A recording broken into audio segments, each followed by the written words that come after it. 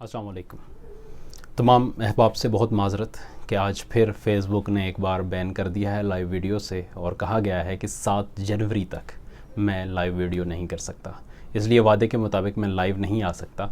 अलबत्ता ये video record कर रहे हैं कि ताकि कुछ ना कुछ इंटरव्यू हो सके। कोशिश करेंगे कि अगर लाइव नहीं हो सकता तो इसी तरह की वीडियोस रिकॉर्ड की जाए। आज जिस इशू के ऊपर हम बात करना चाह रहे हैं वो आप जानते हैं कि दो आज की बड़ी खबरें हैं। एक तो भारतीय सुप्रीम कोर्ट ने फ़ैसला दिया है बाबरी मस्जिद जो लैंड डिस्प्यूट था, जो ज़मीन का तनाज़ा था उसके ऊपर, और दूसरा करतारपुर कॉरिडोर को आज खोल दिया गया है सिख यात्रियों के लिए। तो सबसे पहले हम वहीं से शुरू करते हैं जो सुप्रीम कोर्ट का फ़ैसला है। मेरा ख़्याल है फ़ैसले को डिस्कस करने से पहले अगर थोड़ा सा इसका बैकग्राउंड समझ लिया जाए कि बाबरी मस्जिद हम सब जानते हैं कि कैसे बनी, बाबर के दौर में इसका आगाज़ हुआ था। लेकिन ये 15वीं सदी में जब हुई, इसकी तामीर शुरू हुई और मुकम्मल हुई कुछ अरसे के अंदर, तो वहाँ पे जो चीज़ हमें एक मिलती है पूरे केस के अंदर कई दफ़ा, ये इलाहाबाद हाई कोर्ट के अंदर भी, उससे पहले की जो मुख्तलिफ कोर्ट्स में जो केस चलता रहा, और फिर सुप्रीम कोर्ट की आखिरी जो यहाँ पे सुमातें हुई हैं, यहाँ पे भी एक चीज़ बड़ी क्लियर हुई कि ये जो है बाबरी मस्जिद, इस जगह पे किसी राम मंदिर का कोई डॉक्यूमेंट्री एविडेंस नहीं है, कोई दस्तावेजी सबूत नहीं है। 15वीं सदी से पहले की जितनी भी संस्कृत की या दीगर ज़बानों के अंदर जितना भी लिटरेचर मौजूद है जिसके अंदर अयोध्या का जिक्र आया है, वहाँ पे किसी जगह पे कोई ऐसा टेंपल मौजूद नहीं है, कोई ऐसा मंदिर मौजूद नहीं है, कोई अजीमुशान मंदिर मौजूद नहीं है कि जिसका ज़िक्र तारीख़ की किसी किताब में या किसी सफ़रनामे में या किसी भी किस्म की दस्तावेज़ में मौजूद हो जो इस जगह पे अयोध्या के अंदर मौजूद रहा है। अच्छा, दूसरी इसके अंदर इसी केस में ये बात भी पाए सबूत को पहुंची है कि यहाँ पे 15वीं सदी के बाद जितना भी लिटरेचर यहाँ पे तख्लीक किया गया, चाहे वो हिंदू लिटरेचर था या गैर हिंदू लिटरेचर था, वो मुख्तलिफ़ सयाहों के सफ़रनामे हैं, उसके अंदर मुख्तलिफ़ तरह के जो रुदादें हैं वो लिखी गई हैं, लेकिन किसी भी जगह किसी राम मंदिर को गिराने का कोई तज़किरा मौजूद नहीं है। ये तारीख़ की बात थी। उसके बाद दूसरी जो चीज़ यहाँ पे क्लियर हुई वो ये भी इस पूरे केस के दौरान ये भी क्लियर हुई कि इस जगह की जो आर्कियोलॉजिकल सर्वेस जितने भी हुए हैं जहाँ पे बाबरी मस्जिद मौजूद है, उसके नीचे भी किसी मंदिर के आसार नहीं, किसी भी मंदिर के आसार नहीं मिले हैं। ये हुआ है कि ये जो जगह थी ये कोई ओपन लैंड नहीं था, इसके अंदर मुख्तलिफ़ अदवार के अंदर जो रही है, यहाँ पे मुख्तलिफ़ तरह की तामीरात रही हैं, उसके अंदर जो है 1000 साल कबल मसीह से लेकर और फिर उसके बाद कई अदवार की जो है इसके नीचे बुनियादें मिली हैं मुख्तलिफ़ लेवल्स के ऊपर। आर्कियोलॉजी जब की जाती है तो ज़ाहिर है कुछ अरसे बाद हो जाता है। तो ये जो फैज़ाबाद और उत्तर प्रदेश का ये इलाका है, अयोध्या जिसका हिस्सा है, इसको भी अगर हम देखें तो हमें ये बात बड़ी क्लियर हो जाती है कि ये एंशिएंट सिटी है। कबल तारीख से ये आबाद चला आ रहा है, कई बार आबाद हुआ, कई बार उजड़ा। सरजू दरिया जो यहाँ पे बहता है तो उसने कई बार अपने पार्ट बदले हैं, कई बार अपना रुख बदला है, तो आबादियाँ भस्म होती रहीं, नई बनती रहीं। ये एक तारीख़ का नॉर्मल सर्कल है इस वजह से यहाँ पे, लेकिन कोई ऐसी चीज़ मौजूद नहीं है कि यहाँ पे जिसको ये मान लिया जाए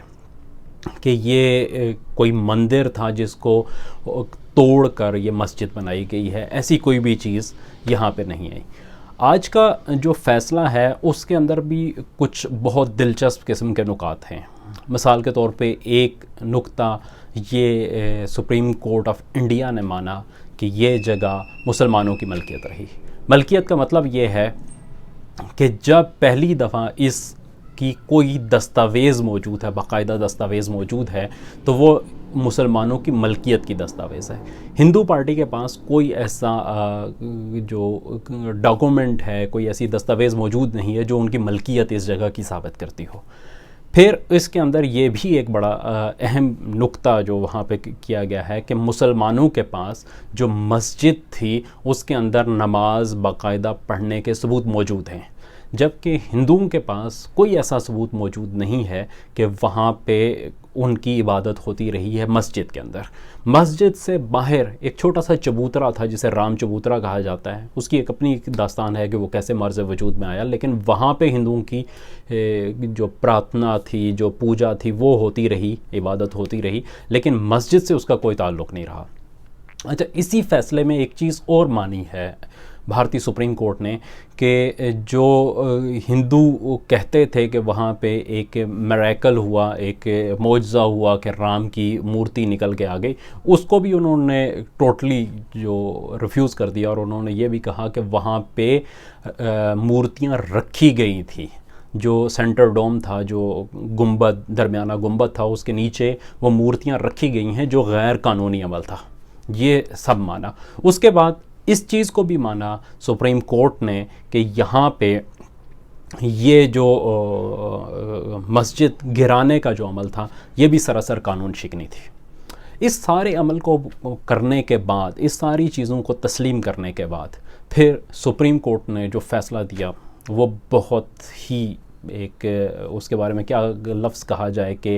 एक तासुब की भी उसमें बू आती है। उसके अंदर एक इंसाफ कहीं होता हुआ नज़र नहीं आया, ना हुआ है और ना होता हुआ नज़र आया है, कोई करीब करीब भी नहीं। ऐसे लगता है कि यह सरासर सियासी फ़ैसला था। मिसाल के तौर पे, चूँकि मलकियत, सुप्रीम कोर्ट ये कह चुका था कि मलकियत मुसलमानों की साबित हुई है,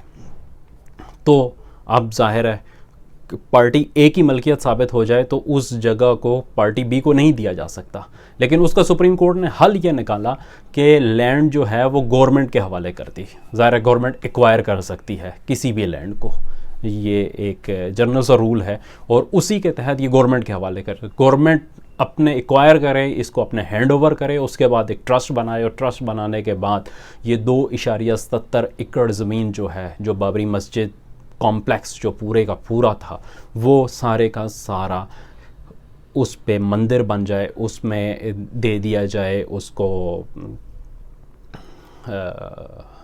जो ट्रस्ट बनेगा उसको दे दिया जाए। अच्छा, यहाँ पे एक चीज़ और इस पूरी समात के दौरान जिसको मैं फॉलो करता रहा हूँ, मैंने देखी कि इसमें 2 फ़रीक थे। एक फ़रीक वो था जो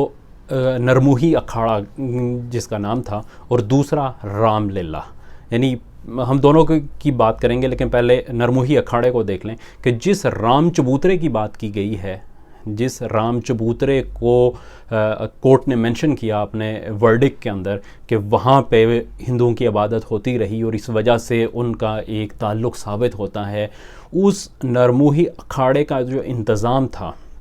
वो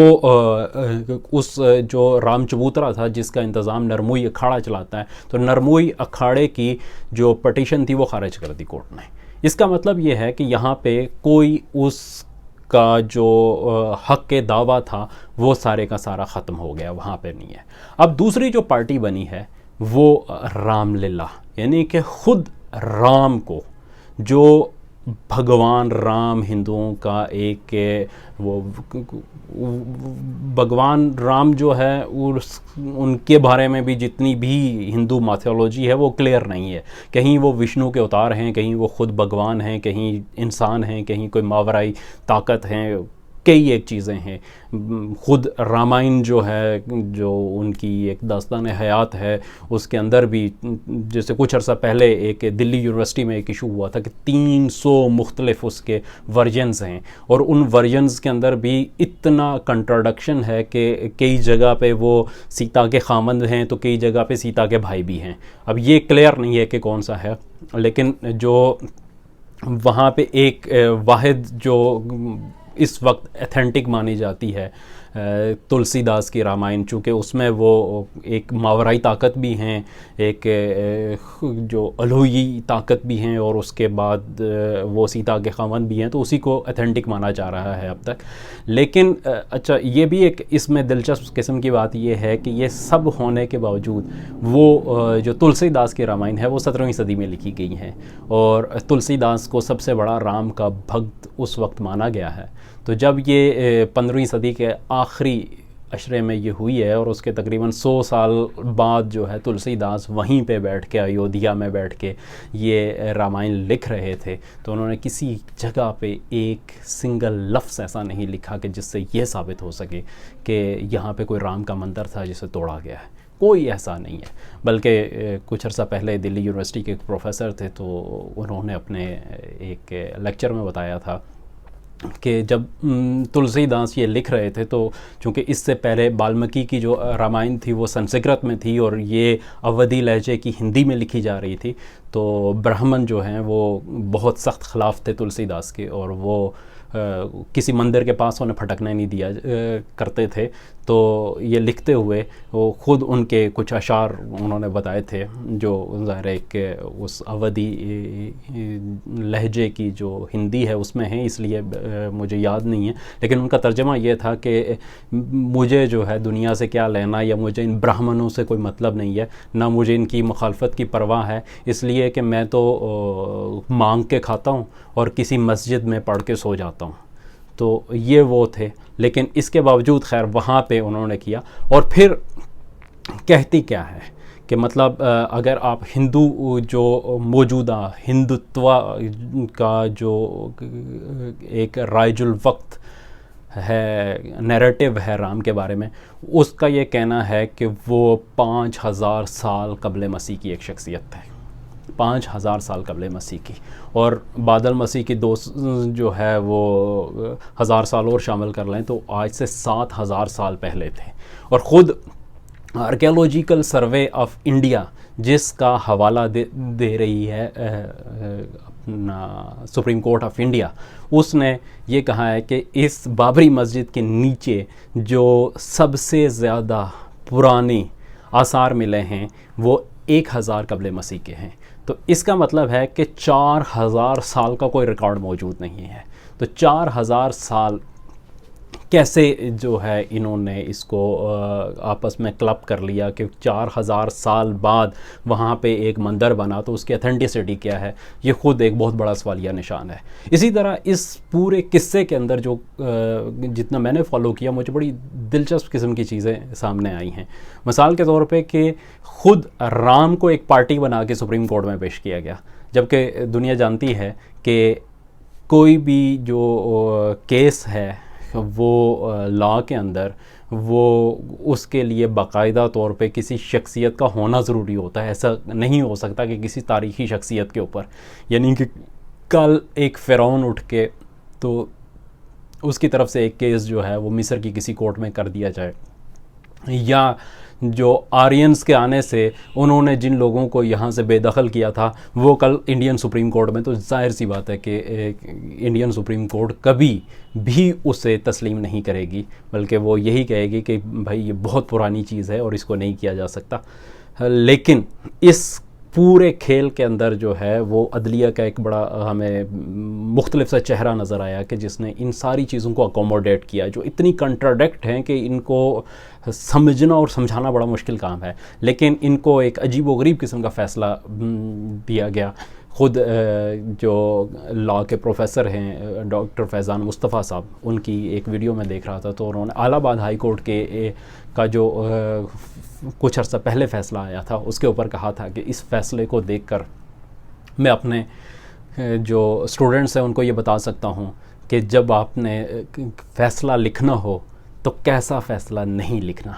जिसमें सारी चीज़ें स्पेकुलेशंस के ऊपर मबनी हैं। और इस तरह का ये एक फ़ैसला वहाँ पे लाया गया और उसके बाद वो ज़मीन मुसलमानों की मलकियत करार देकर फिर उसे हिंदुओं के हवाले कर दिया गया।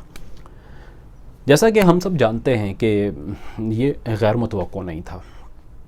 आप जानते हैं कि हिंदुत्व की जो वहाँ पे सियासत हो रही है और जिस तरीके से मर्ज़ वजूद में आई वहाँ पे पूरी बीजेपी की पार्टी, उसके अंदर उसका पूरे का पूरा एम्फसाइज़ ही इसी राम मंदिर के ऊपर है। बाबरी मस्जिद के बड़ी दिलचस्प हकीकत यह है कि बाबरी मस्जिद की जो शहादत थी उससे पहले बीजेपी की सिर्फ 2 नशिस्तें थी, इंतखाबात में 2 नशिस्तें मिली थी, और बाबरी मस्जिद की शहादत के बाद ये सैकड़ों में चली गई थी। और उसके बाद इस दफ़ा जो लैंडस्लाइड विक्ट्री बीजेपी को मिली है, उसमें उसका सबसे बड़ा मुद्दा यही था कि जी हम राम मंदिर बनाएंगे। पिछली दफ़ा वो नहीं बना सके, इस दफ़ा फिर वादा करके आए। तो उन्होंने वो अब चूँकि एक तरफ जो ग्राउंड्स हैं इकॉनमी की, उसमें वो बुरी तरह पिस चुके हैं। वहाँ पे जो भूख है वो बढ़ चुकी है, बेरोज़गारी अपनी इंतहाई हदूद को छू रही है, और बाकी भी जितने भी इंडिकेटर्स हैं हेल्थ फैसिलिटीज़ के, उससे रिलेटेड जितनी भी चीज़ें दीगर हैं, उसके अंदर बहुत ज़्यादा ज़वाल का शिकार है हिंदुस्तान की पूरी सोसाइटी। तो उसको कवर करने के लिए इनके पास वाहिद शायद रास्ता यही बचता था कि ये इस किस्म की कोई हरकत करें और एक ऐसी उसको बना के लाएँ सामने जहाँ पे कि इस तरह के 370 मकबूजा कश्मीर से ख़त्म कर दिया गया, उसकी जुदागाना हैसियत को ख़त्म किया, और इसको जो बाबरी मस्जिद थी इसका सुप्रीम कोर्ट से फ़ैसला लिया गया। लेकिन इस खेल के अंदर ये है कि जो मकबूजा कश्मीर का जो वाक़या था वो ज़ाहिर है वो एक सियासी फ़ैसला था और पार्लियामेंट के अंदर हुआ था, लेकिन इस फ़ैसले के अंदर इंडियन सुप्रीम कोर्ट पूरे तरीके से इन्वॉल्व हुई है। और ये भी आप देखें कि इसको एक ख़ास वक्त पे किया गया जब कुछ चीज़ों को इंडियन हुकूमत डिफ्यूज़ करना चाहती थी, बिल्कुल ऐन उस वक्त पे इसको लाया गया, और पूरा दिन जो है आज इंडियन मीडिया पे यही फ़ैसला छाया रहा। अब इसके बाद क्या है, एक चीज़ तो जो सुन्नी वक्फ बोर्ड था उसके जो वकील थे ज़फ़र याब जिलानी साहब, उन्होंने एक मीडिया से गुफ्तगू करते हुए कहा कि हम इस फ़ैसले को देखेंगे और हम रिव्यू पिटीशंस में जाएंगे। रिव्यू पिटीशन में क्या होता है, आज के मैं समझता हूँ कि सुप्रीम कोर्ट के, मैं लीगल एक्सपर्ट नहीं हूँ, लेकिन कुछ लोगों से भी मेरी बात हुई है, उन्होंने भी ये कहा है कि आज के जो वर्डिक है उसके बाद बहरहाल मुसलमानों की पोजीशन मज़ीद स्ट्रॉन्ग हुई है, इसमें कोई शक नहीं है। लेकिन क्या जो मुस्तकबिल की कोर्ट होगी वो इंसाफ कर पाएगी? मेरे ख़्याल में इसका कोई चांस नहीं है। इसके असरात के ऊपर अगर हम बात करें तो दो चीज़ें हमें समझनी होंगी। एक ये है कि बाबरी मस्जिद का तनाज़ा कोई अकेला नहीं है। हिंदुस्तान के अंदर एक मसाजिद की बहुत लंबी फ़हरिस्त है, उनमें से कुछ मसाजिद को आसार कदीमा करार दे के बंद कर दिया गया है, वहाँ पर नमाज़ पढ़ने पे पाबंदी लगाई हुई है, वहाँ पे सियाहत के लिए आप जा सकते हैं, वहाँ घूम फिर सकते हैं, वहाँ पे जूतों समेत लोग अंदर जाते हैं, घूमते फिरते हैं, और लेकिन वहाँ पे आप नमाज नहीं अदा कर सकते। और दूसरी एक खासी बड़ी तादाद मसाजिद की जो सैकड़ों में है, वो हैं कि जिनके ऊपर ये लेबल लगाया गया है कि ये मसाजिद जो मंदिर हैं उनको तोड़ के बनाई गई थी।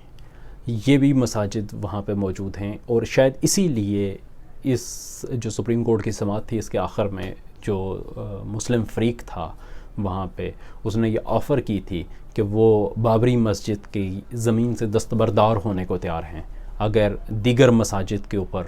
जो क्लेम है हिंदुत्व का या हिंदू जो इंतहा पसंद जमातें हैं उनका, वो उससे विड्रॉ करें तो वो बाबरी मस्जिद की ज़मीन से विड्रॉ होने को तैयार हैं। लेकिन ऐसा नहीं हो सका, उन्होंने इसको एक्सेप्ट नहीं किया, और इसका असर अब दीगर मसाजिद के ऊपर भी पड़ेगा। यानी कि जब कोर्ट का ये फ़ैसला आया है तो ये एक प्रेसिडेंट सेट हो गया है कि ज़मीन की मलकियत जिसकी भी थी